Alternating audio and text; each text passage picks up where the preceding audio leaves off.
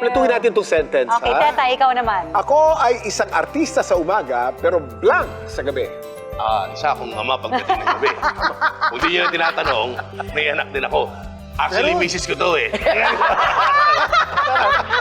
Yung anak mo, biological na anak mo, ampon. Sunod lang, Kuya Kim, hindi ko. Kala ko totoo I got you there. Hindi, artista sa umaga, pero ano ba ako sa gabi? Your kids, talaga, they would run to you. Sabi, Dad, ano ba? Are you boy or girl? Anak, Daddy just has to work. Mami mo. Ano ang mga diversion mo pagkagabi? Anong ginagawa mo? Oh, God, Kuya Kim, mga rikotitos sa balat, skin, mga beauty care, scrub, ganyan. opo, or ligpit-ligpit, or mga ganun lang po. Typical pang housewife, gano'n. Kung meron kang gusto sabihin sa audience I like to natin cook also. na hindi nila alam, anong gusto mong sabihin sa kanila? There are times that I just wanna be quiet lang, just shut this mouth and just wala lang. Yung minsan yung parang hindi mo nahanap yung ganung vibe or you're just in the mood to just be quiet. And to just keep to yourself. Ano sabi ng mga kaibigan kong comedian?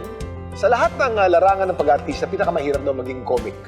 Lalo na po pag may mga problema, hindi mo naman pwedeng i-show sa tao na may problema ka. Yes. Kasi yung mga tao nga pang humugot ng Oo, katuwaan ng saya-sayo.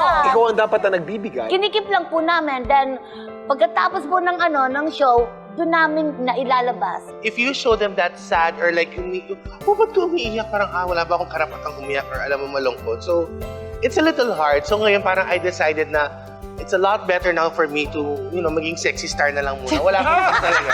Mas okay yung buhay ko ngayon. Ako nga child star eh. Habang Oo. buhay child star. Mas okay siya ngayon, Kuya Kim. Di ba nga po sabi ni Alan Kay, mag-for life na ako ng baby. Kaya hanggang ngayon nga po ang pangi-pangi ko eh. Kasi for Ano life ba? ng baby. Bugsi! Kaloka. Ikaw naman, Parts Kim. Yes, Mars. your turn, Sa umaga, isa kang host. But ngayon, isa ka ring Benta Box Master. Nagpapasalamat po ako sa mainit ninyong pagtanggap sa akin. At sa mga nakaagaw ng mga aming atensyon sa comment section na itong si Mars Kathleen Ubalde. Mars Kuya Kim Atienza, lalong naging makulay at makabuluhan ang Mars with you. Sobrang patok na patok kayong tatlo. At dahil dyan, mga Mars at mga Pars, makakausap natin siya today. Uy! Wow! Talaga po? Hello, Kathleen! Okay. Where na you? Mars Kathleen! Hello po! Good morning, Hello, Mars Kathleen! Oh, you're so beautiful. Yeah, Mars Kamin! Hi, Mars Kathleen, ano ka ba? Are you a student o nagtatrabaho ka na ba? Mother po ako, online seller po. Online seller. Uy, very good.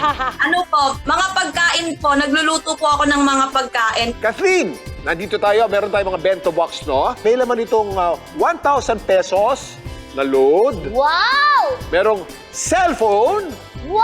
at merong 3,000 pesos. Your choice, Mars Pili na, Kathleen. Kathleen! Go, Kathleen! Bento box number 2, Parskim. Ang laman ng bento box number 2. Anong laman? Uy, naku. Yung cellphone, Parskim, pang online class ng dalawang 3,000, please! anak ko. Ang laman ng bento box number 2 ay 3,000 pesos! Ang galing nga! Buti na lang may ganyan na rito! Thank you po, malaking tulong po ito sa amin dahil nawalan po ng trabaho ang asawa ko, pandagdag puhunan po. So kahit pa paano makakatulong ang 3,000. Opo. Okay, Kathleen, maraming salamat. Congratulations, Kathleen! All right.